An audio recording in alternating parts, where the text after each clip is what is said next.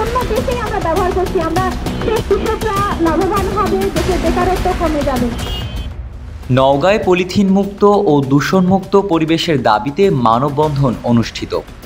Polythene মুক্ত এবং দূষণমুক্ত পরিবেশ গড়ে তোলা দাবিতে নওগাঁয় এক মানববন্ধন অনুষ্ঠিত হয়েছে। আজ সকাল 11টায় নওগাঁ শহরের মুক্তির মোড় কেন্দ্রীয় শহীদ মিনারের সামনে অ্যারোমা ইউথ ওমেন অর্গানাইজেশনের উদ্যোগে এবং ব্যানারে এই মানববন্ধন আয়োজন করা হয়। উক্ত মানববন্ধনে সংগঠনের সভাপতি ফাতেমা আক্তার শাবানা সভাপতিত্ব করেন। তার সাথে আরও বক্তব্য রাখেন উদ্যোক্তা জান্নাতুল ফিরদৌস লতা, শাহনাজ পারভিন ও অনামিকা। বক্তারা পলিথিনের ক্ষতিকর প্রভাব সম্পর্কে আলোচনা করে বলেন, পলিথিন ব্যবহারের ফলে মাটি ও জলবায়ু ব্যাপকভাবে দূষিত হচ্ছে, যা জনস্বাস্থ্য ও পরিবেশের জন্য মারাত্মক হুমকি। তারা পলিথিন নিষিদ্ধ করার আইন কঠোরভাবে বাস্তবায়নের দাবি জানান।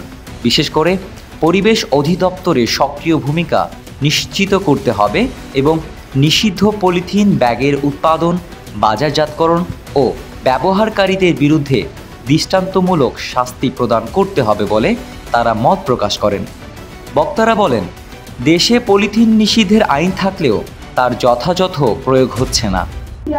আমরা একবারও ভাবছি না যে আমরা যদি সচেতন হই তাহলে হয়তো আমরা, এবং 1 তারিখ থেকে আজকে থেকে পলিথিনকে না বলা হয়েছে, পর্যায়ক্রমে এই পলিথিনগুলো হয়তো আস্তে আস্তে উঠে যাবে, যেটা একবার ব্যবহৃত সেই পলিথিনগুলো আজকে থেকে না করেছে। এবং আমরা সবাই চেষ্টা করবো নিজ নিজ জায়গা থেকে, আমরা যদি নিজ নিজ জায়গায় সচেতন হই, আমরা যদি নিজ নিজ জায়গা থেকে পলিথিন জানি তেরে বন্ধু খোলো আপন জানালা